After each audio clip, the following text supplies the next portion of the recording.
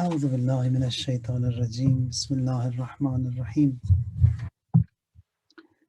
الحمد لله رب العالمين وصلى الله على سيدنا ونبينا أبي القاسم المصطفى محمد وعلى أهل بيته الأطيبين الأنجبين بهم نتولى ومن أعدائهم نتبرأ إلى الله اللهم كن لوليك الحجة ابن الحسن صلواتك عليه وعلى آبائه في هذه الساعة وفي كل ساعة وليا وحافظا وقائدا وناصرا ودليلا وعينا حتى تسكنه أرضك تواه وتمتعه فيها طويلا اللهم صل على محمد وآل محمد وعجل فرجهم. Returning to our talk, and that is the Wasiyat of Amir al-Mu'mineen Ali alayhi salatu wassalam.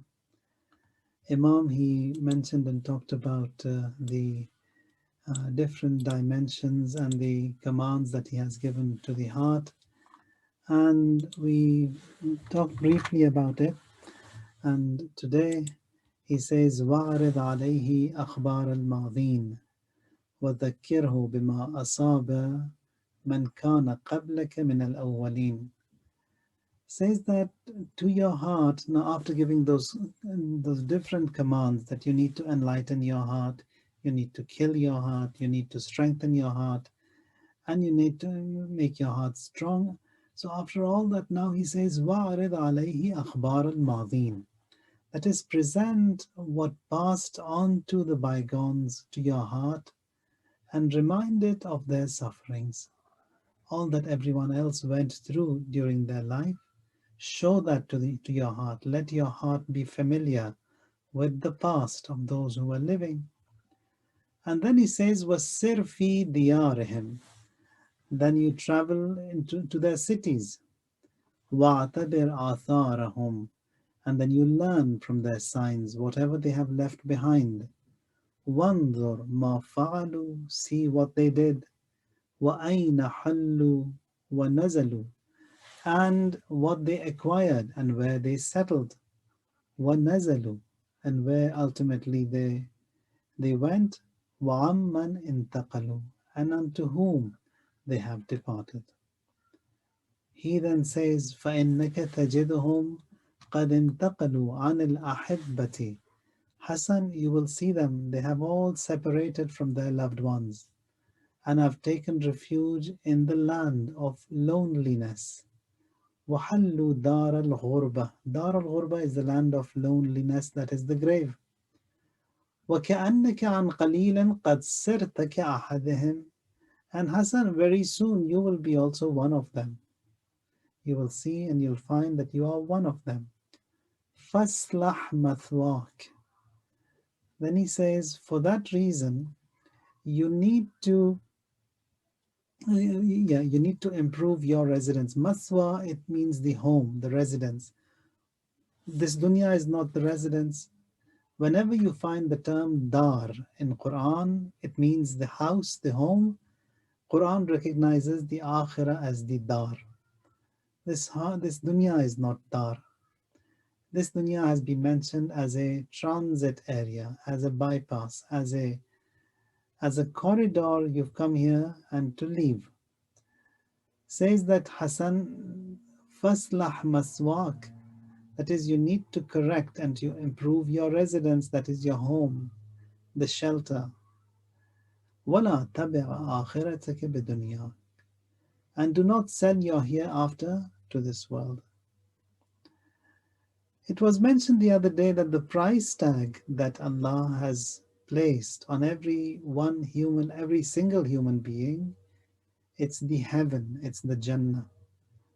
Assuming that the price, just to understand, if the price of the heaven is, for example, $1,000 trillion, so Allah says the price that I've placed, the tag that I've placed on this one human being is also that $1,000 trillion. The same price the heaven has is the price of this man. So whatever I do, good or bad, for example, if I do, that price tag is going to be a price slash. As a result of the wrong that I will be doing, I am depreciating my value lowering my value from that original price that Allah had set. So Imam says that Hassan, that do not sell your akhirah for this dunya. So that is, we have to be very cautious. Now, when Imam is talking to another Imam, that is a ma'soom to a ma'soom, then we have to learn a lot. Now, undoubtedly, the history of the ancients and the people of the past, it is a torch, a beacon for the future for every one of us. And what makes this possible is that the message of history is received and reflected in the heart. That I study, that I go and see my ancestors' homes. They also came, they also lived, they also departed, they left. So we'll come to this point where Imam gives furthermore commands and instructions as to what you should be doing. So tell the story of the ancients and the people of the past to your heart.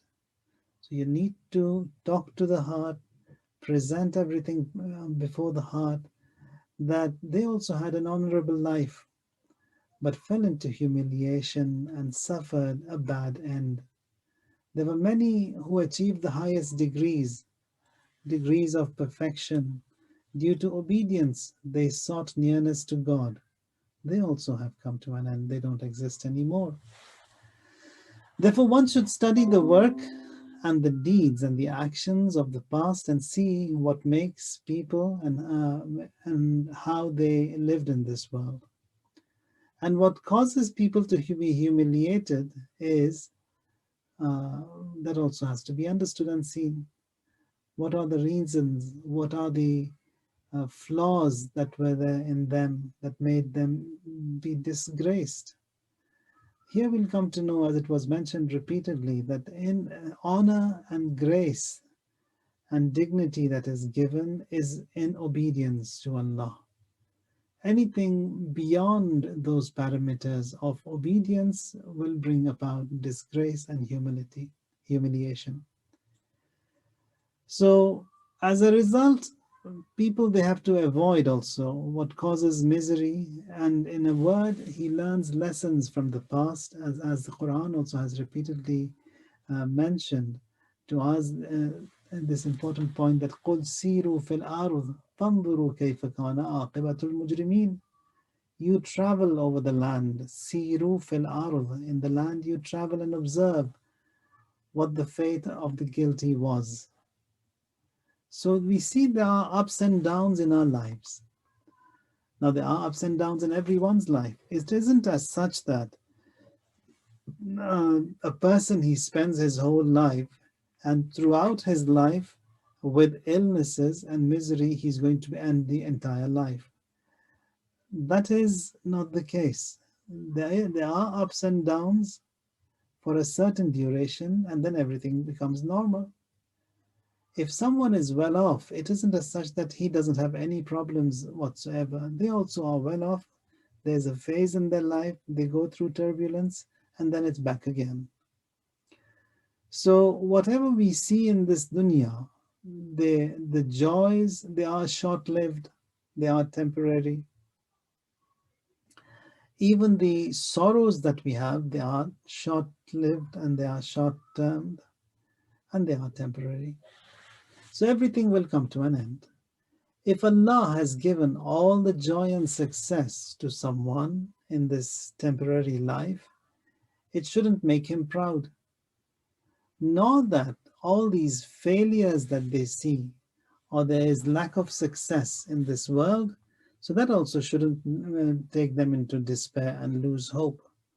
So the joys also shouldn't make us proud.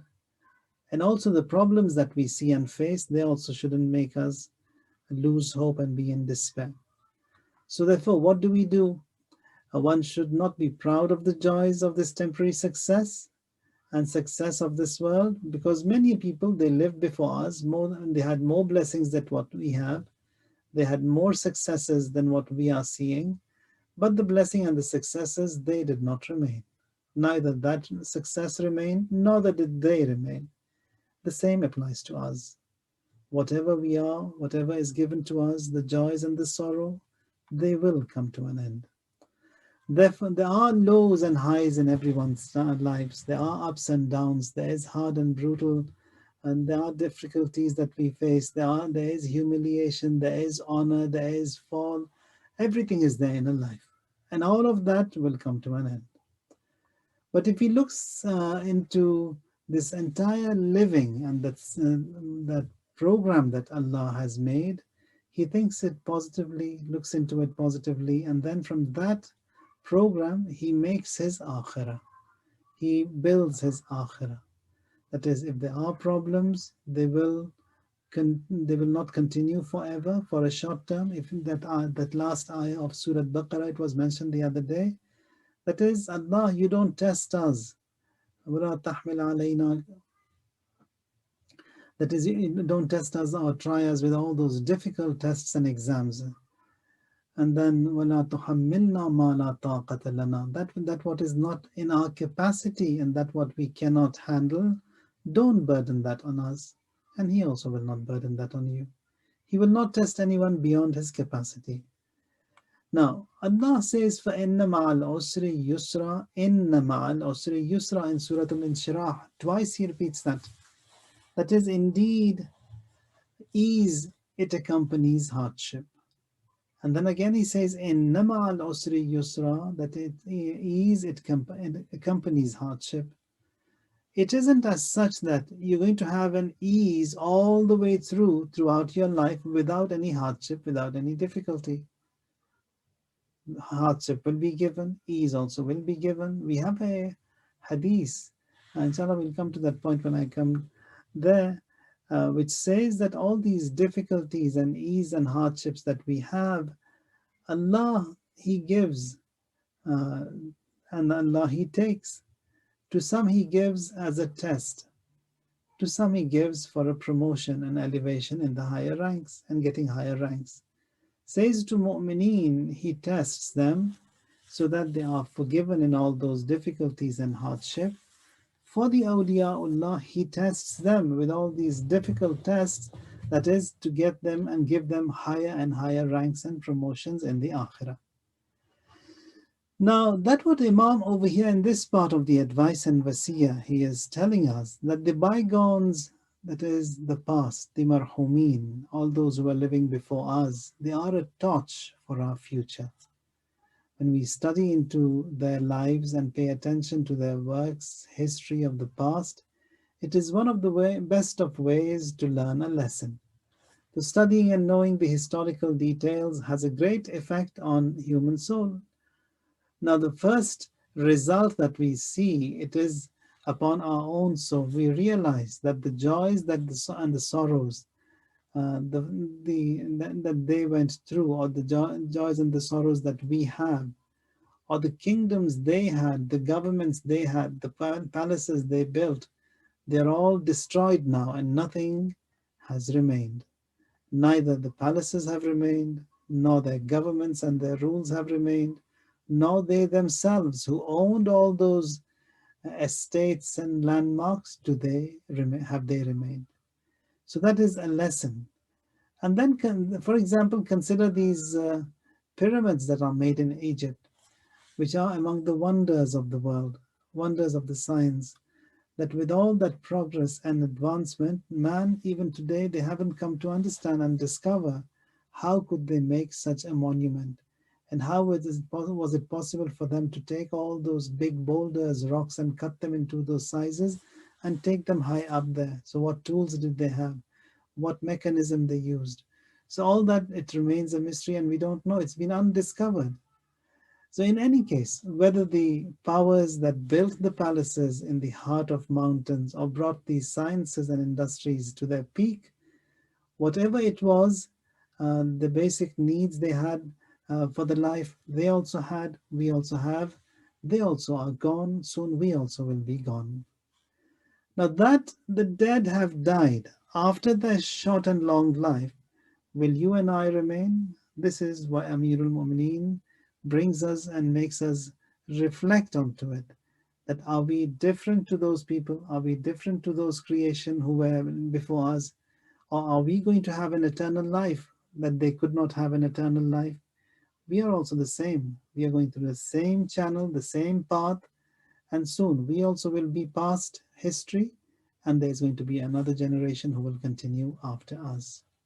So that is this beautiful wasiyah that Amir al-Mu'mineen reminds constantly and brings us towards understanding and knowing the akhirah. Now, comparing this life with another life, and then that is eternal, it cannot be destroyed. Now, when we talk about the akhirah, Quran, when it mentions the punishment to the wrongdoers that will be given to them in the hellfire, now in this dunya, the simple burns that we get and we destroy, and then that's it. Maybe that burn and that wound that we have, it recovers. In the akhirah, where he says that it's going to be an eternal life, a life which will never end. Quran says, "Kullama nadijat juluduhum baddalnahum juludan ghayraha liyazuqul azab."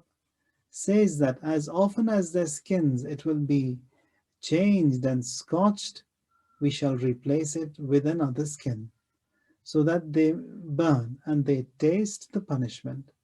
Now this will continue over and over again until ever, forever. So here in this dunya, that burn, it was treated, and after a few days it was healed. In the akhirah, no, it's going to be an eternal process. It will continue and continue forever. And then he says, "Innakum makisun." This will stay on. This will continue to be like that forever. Now, which world are we talking about? We said that it is important for man to compare the world with the hereafter and see how they relate to one another, to each other. Is it worth giving away the happiness of the hereafter for the sake of the pleasures of this world? Assuming that the kingdom of the pharaohs who existed is achieved by us, and we can build such pyramids like what they built, or a kingdom like they had, like the kingdom of Harun al-Rashid, and we also were provided with all that what they were provided. Or the property of Qarun, the belongings of Qarun. Qarun, he had so much. He is the first cousin of Prophet Musa alayhi salam, and also his brother-in-law, and he is someone who stood against Prophet Musa when the command of zakat came.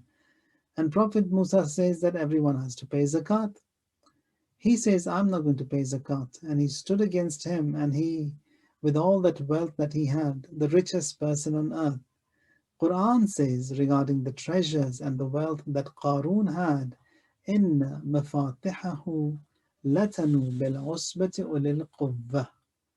It means that he had so much treasure, so much of gold and silver, so much of wealth he had, that it was difficult for a strong team to carry the keys of those treasures. So the keys of those treasures, it was a big task just to carry them and move around. Now, how much of a treasure he had, Allahu A'lam. Now, with all that treasure that he had, he also did not remain, he also went. Quran says, with reference to the Akhirah, فَلَا تَعْلَمُ نَفْسٌ مَا أُخْفِيَ لَهُم مِّن قُرَّةِ أَعْيُنٍ.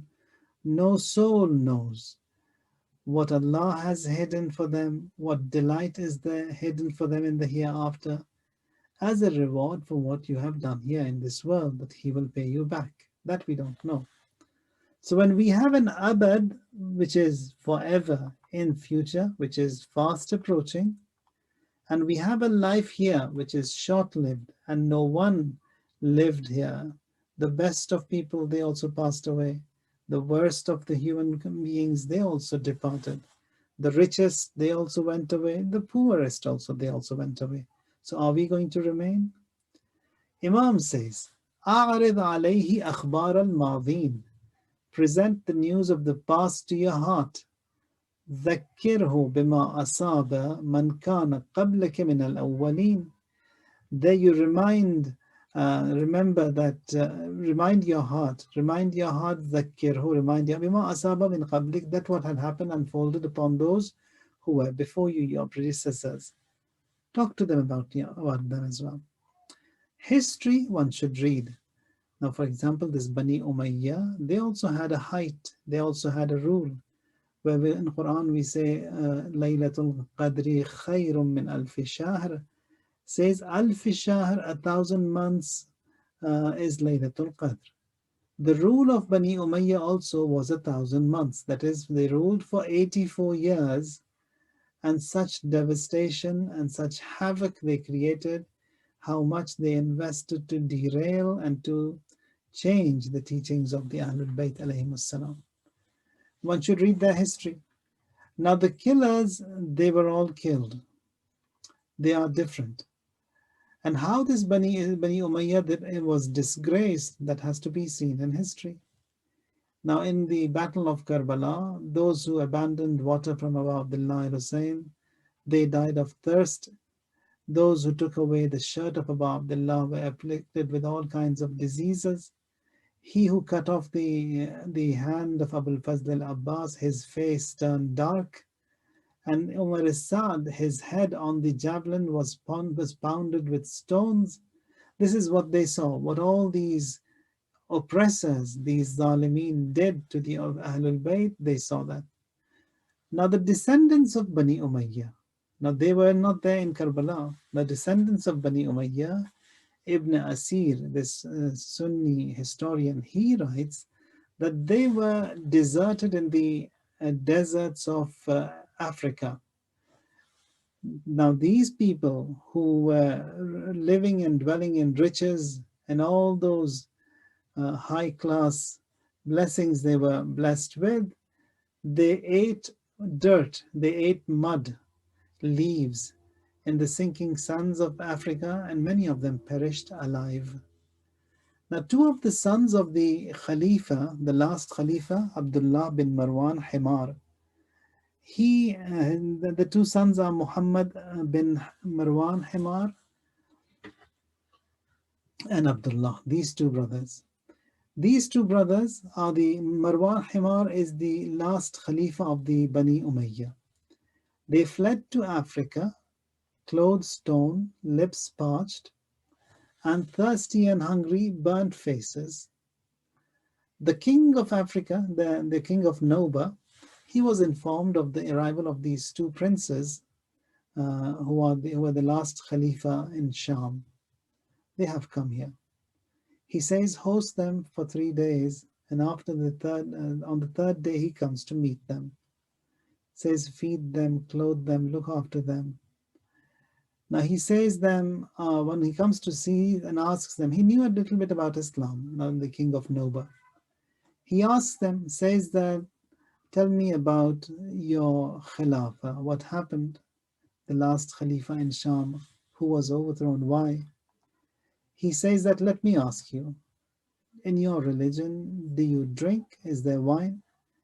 He says, now the two princes, they say, drinking is not allowed in our religion, but we used to drink. Then he says, what about silk?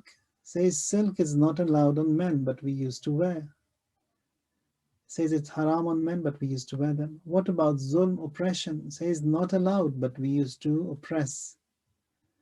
And then he says that, did you oppress? Yes, we did. Manslaughter? Yes, we killed. He inquired every bit after that what he knew about Islam, he inquired, and then finally said the reason for your decline and fall was that you did not abide by the teachings of your religion, as a result of which you were disgraced. And then he says, I fear that your staying over here in this my kingdom is going to invite the rage of God, and my people will suffer because of your presence. So I want you to leave this land immediately. Now this Bani Umayyah, the descendants, they were killed by Mansur Dawaniqi. Now this is as a result of ضُرِبَتْ عَلَيْهِمُ الذِّلَّةُ وَالْمَسْكَنَةُ, that how they were disgraced. So with all those riches, this is what we learn from history, that ultimately they were ruined and their generations, their descendants, they also were disgraced. That is what we see. In Manazil al-Akhirah, we've got this ayah in Quran which says, Inna rabbaka labil mirsad. Inna rabbaka labil mirsad. That is the deceased. They say that do something, we can't, at least we can't do anything. At least you can, you are still living, you can send something to us.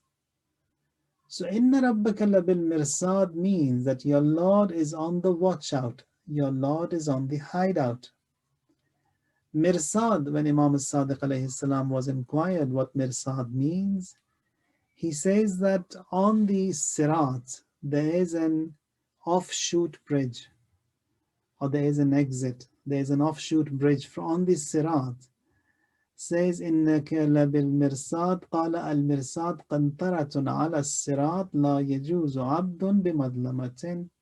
Says on the Sirat there is an offshoot bridge, it's called Mirsad, and whoever has any mazlama on him, mazlama means anything he owes to anyone, anything he owes in monetary funds to anyone, or he has done that to someone and that person he hasn't forgiven him, so he's got a burden on him. Says as long as that mazlama is removed, until it is removed, you won't be able to pass from that mirsad. So to get that removed, you need the contentment and the rida of the owner of that mazlama, owner of the value of that thing that you own to that person. You need to get his rizayat, his contentment. He has to be happy with you. If someone has harmed anyone in words or in action, or has damaged them or their body or their possessions, that needs to be given back. Until that damage is repaired and corrected, a person, he will be detained on that mirsad. Says that so many people were there. They also came to this dunya. They also departed, and nothing has remained from them. Now, when we look back into the history of Karbala, and when the noble caravan of Abu Abdullah's family was moving from Karbala and then to Kufa and then to Sham, and the Hazrat Zainab Salamullah alayha, she was delivering all those sermons, such ferocious sermons. And in the masjid of Kufa, when she was delivering that sermon, after her sermon, she recited an ayah. She said, Ala sa'a ma qaddamtum anfusukum. You did bad. People of Kufa, you did bad. This shame of killing Hussein is a bad mark in your report. And then she recited this ayah, Fabku kathiran wadhaku qalila. That is, cry a lot, laugh little. So when this khutbah of Hazrat Zainab ended in that masjid Kufa, a man, he stood amidst the crowd and he said, many may my parents be sacrificed unto you. The old among you are the best of the old. The women among you are the best of women. Kuhulukum khairul kuhul, nisa'ukum khairun nisa'. Shababukum khairu shabab, naslukum khairan nasl. The youth among you are the best of the youth. Your generation, your descendants are the best. And he started hitting himself. Tabari, the historian, he says Kufa never witnessed such scenes before. The entire Kufa was in mourning and in weeping. Now this is the point that I wanted to mention over here. Marjana, the mother of Ibn Ziyad, she says that la'nat of God be on you to her son, and says ayyuhal khabith. Ayyuhal khabith means oh khabith, oh bad, oh evil. Curses of God be upon you. I wish that you never smell that the fragrance of the heaven. The mother of Marjana saying to her son. Now then, Ibn Ziyad's brother, he also stands and says, I wish I was not tagged with this disgrace of being Ibn Ziyad's brother. So this unfolded very soon, immediately after Karbala, just in a few days. So that disgrace came to them. The effects of the khutbah of Hazrat Zainab. Now here, Yazid's daughter Atika, she saw that Yazid was disrespecting the head of Abu Abdullah Hussein with that stick and pouring the remaining wine in his cup on the pure head. She picked up the head, washed it, cleaned it, fragranced it, and said This head is to be respected and placed in somewhere honorable, not that you disrespect. So this, all these changes that took place there, that all those riches, the kings and the queens and the princesses and all those riches they had, the height they had in this world, all of them, all of that is gone. And then when you look into this, the Wasiyat of Amirul Mu'mineen, Imam says, Sir fi diyarihim. You go and travel and see how they lived. If you get an opportunity when you go to Sham, inshallah, there in that in that masjid of Sham, which used to be the palace of Yazid, La'natullah, everything when you go there, you still feel the pain over there, where the head of Abu Abdullah was placed, where the Usara were, where the captives were kept together, were handcuffed. All of that, when you enter that place, it's such heavy, the atmosphere of that place, as if everything is evident there. So all these rulers, all that zulm, all that oppression, they came, they did, they went. Ultimately, they're all gone. Imam says, go see these places and then learn lessons from these sites and these historical places and see what they have left behind and where they are now and where have they ended and where they have embarked to. سر في ديارهم واعتبر آثارهم وانظر ما فعلوا أين حلوا ونزلوا وعمن انتقلوا. So beautiful commands that here Amir al-Mu'mineen gives. Or for example, when you look into the history here, Rasulullah in one of these riwayat, he says to the angel of death that you've taken these millions and millions of souls till now. Is there on any occasion, did you regret? Were you sorry? Here, Jibreel, the angel of death, he says, yes, Ya Rasulullah, on two occasions, I felt sorry, taking the soul and killing. It says that was one occasion that the boat, it sank, and everyone on board, they got drowned. A woman, she was pregnant, and she got saved by these planks that were destroyed. From the boat, she got here and she got delivered by the seashore. So she was safe and she delivered the baby by the seashore. And then Allah sent me to go and kill the mother. I went and I killed the mother as I was instructed. Says that was very painful for me to see that infant just being delivered and the mother is being killed. I have to kill the mother. She gave birth to a boy, and I was instructed to kill the woman, and I was sorry for that baby. Now, then when Shaddaad, son of Aad, he spent years building his elegant palace. He invested so much of his wealth in making the splendor, the charm, the beauty, the magnificence of his palace. Now, the historians, they say that the columns of that palace, the pillars, they were all made with gold and ornaments, rich stones. It says when the palace was complete, and Shaddaad, he came to see the gardens of that palace, and he wanted to enter to see his magnificent home. He was on the horse. He came and he removed his foot from the stirrup. His left foot was in the stirrup, and he wanted to come down from that horse to come to see the palace. Allah instructed me to go and kill Shaddaad. I came there and I killed him. So he was halfway getting down that horse to come down to see his palace, that investment of his that he spent his entire life and all the wealth to build it, and he could not see it. Says that I was sorry on that occasion as well. So that unfortunate person, he got stuck between the saddle and the earth and he died. So Malakul Maut says that I felt sorry on these two occasions that he spent all his life and hoping to see the garden and he was caught by death. Now that very moment, Jibreel, he comes to the Prophet and said, the Almighty has sent salam to you. I swear by my dignity, my might, Shaddaad, son of Aad, is the very child of that woman who delivered that baby by the seashore. Says Allah, He cared for that baby, that infant.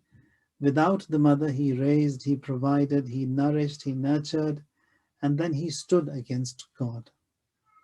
So Allah was kind to him, but he was ungrateful to all my favors.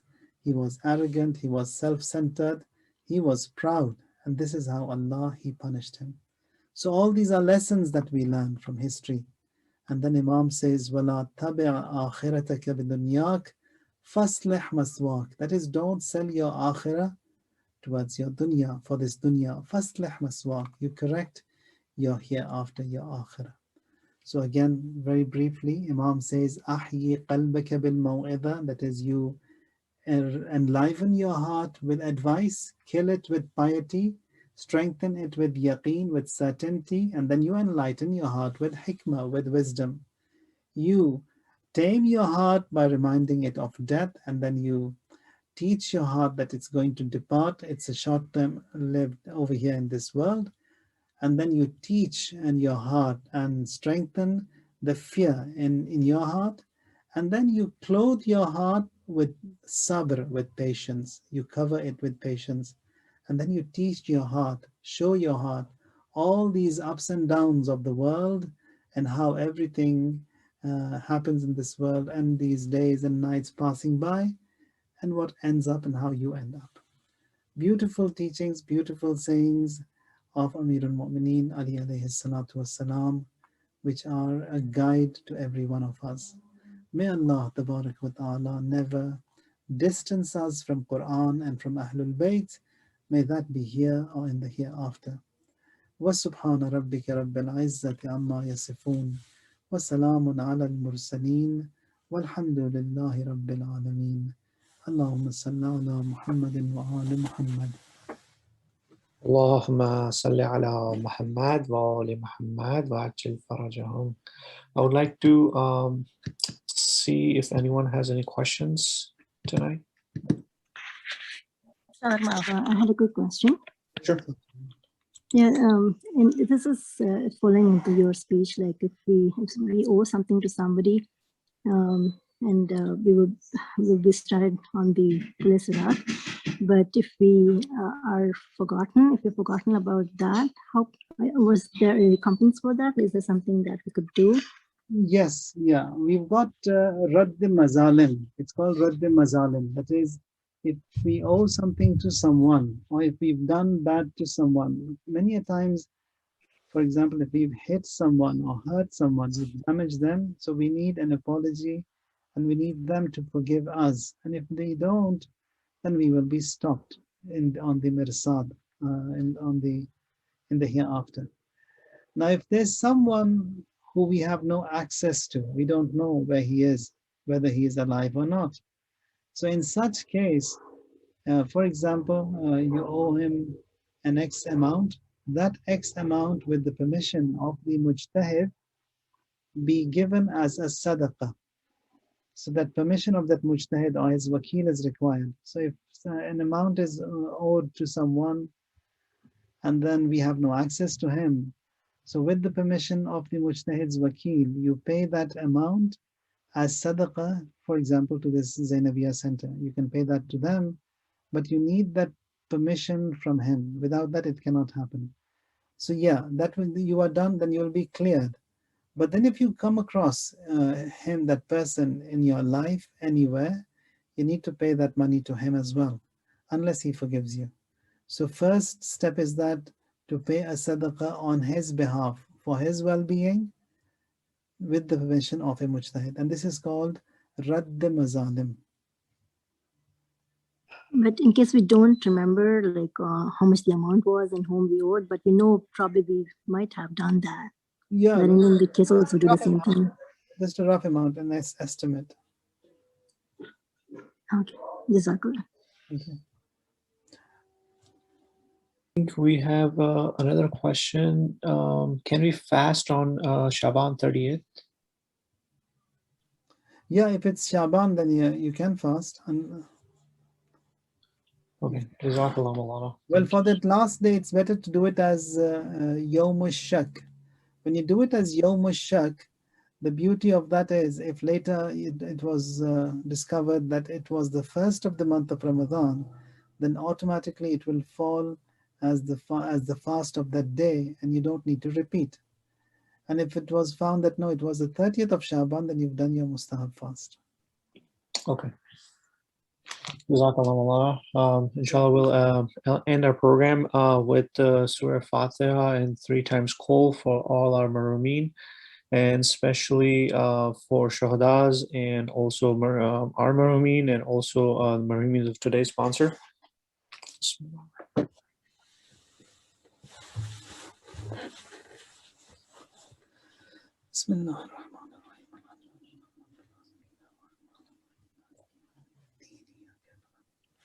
Bismillah.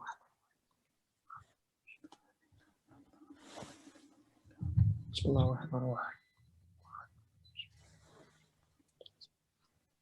Bismillah.